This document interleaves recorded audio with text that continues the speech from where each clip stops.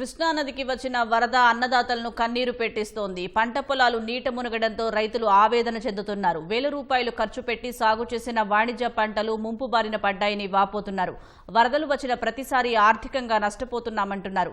ప్రభుత్వం చెప్పిన మేరకు ఈ క్రాప్ చేసుకుందామని వెళ్తే సర్వర్ పనిచేయడం లేదని అధికారులు చెబుతున్నారని, ఇప్పుడు తమ పరిస్థితి ఏంటో అర్థం కావటం లేదని అంటున్నారు. అన్నదాత ఆందోళనపై మరింత సమాచారం మా ప్రతినిధి శ్రీనివాస్ అందిస్తారు.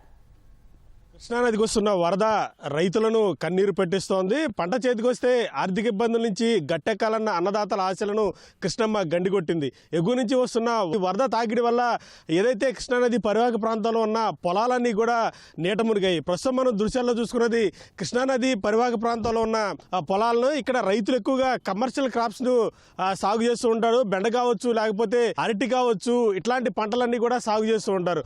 అయితే కృష్ణానదికి వచ్చిన వరదల వల్ల ఈ పంటలన్నీ కూడా ముంపుకు గురవడంతో రైతులు ఆందోళన వ్యక్తం చేస్తున్నారు. ప్రస్తుతం మనతో కొంతమంది రైతులు ఉన్నారు, వారితో మాట్లాడదాం. మీరు ఏ పంట సాగు చేశారండి? ఎంత ఖర్చు పెట్టారు? కందాను పసుపు వేసామండి. కందకి నిరుడు వేసాము, నిరుడు వరద వచ్చింది, మొత్తం పోయింది. మళ్ళీ ఈ ఏడు కంద మళ్ళీ మునిగిపోతుంది.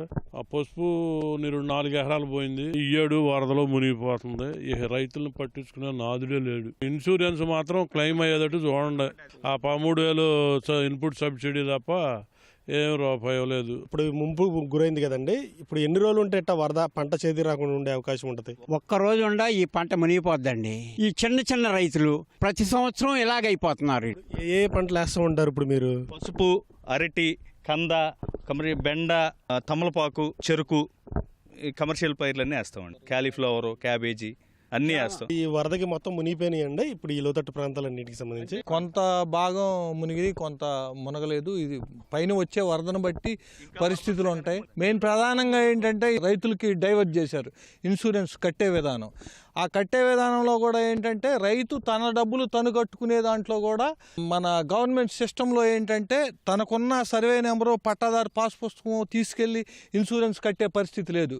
మళ్ళీ ఆర్బీకేకి వెళ్ళి వాళ్ళు ఒక స్లిప్ ఇస్తే దాన్ని తీసుకెళ్ళి మీ సేవాకి వెళ్ళి మనం ఇన్సూరెన్స్ కట్టాలి అంటే అక్కడ యాప్ పనిచేయట్లేదని, సర్వర్ పనిచేయట్లేదని, ఇట్లా అది యాప్ డౌన్లోడ్ అవ్వట్లేదని, ఇలా రకరకాల కారణాలతో మాకు ఇచ్చిన టైంలో క్రాప్ ఇన్సూరెన్స్ లేదు.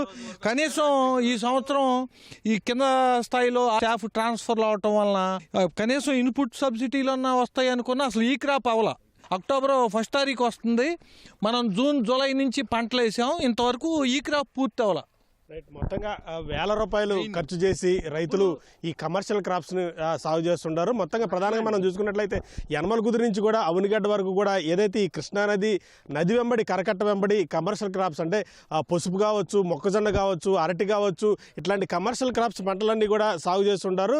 అయితే పంట చేతికి వస్తుంది, ఆర్థిక ఇబ్బందుల నుంచి గట్టెక్కదాం అనుకున్న అన్నదాత ఆశలను కృష్ణమ్మ అడియాసలు చేసింది. అయితే ఈ క్రాప్ నమోదుకు సంబంధించి ప్రభుత్వం ఈ క్రాప్ నమోదు చేసుకోవాలి చెప్తుంది, కానీ సర్వర్ సాంకేతిక కారణాల వల్ల ఈ క్రాప్ అనేది నమోదు కాక రైతులు తీవ్ర ఇక్కట్లు ఎదుర్కొంటున్నారు. ప్రస్తుతం మాకు వేల రూపాయల నష్టం వస్తుంది, ప్రభుత్వం ఆదుకోవాలంటూ కూడా అన్నదాతలు కోరుతున్నారు. కెమెరామెన్ కోటితో శ్రీనివాస్, సిటీవీ న్యూస్, కృష్ణా జిల్లా.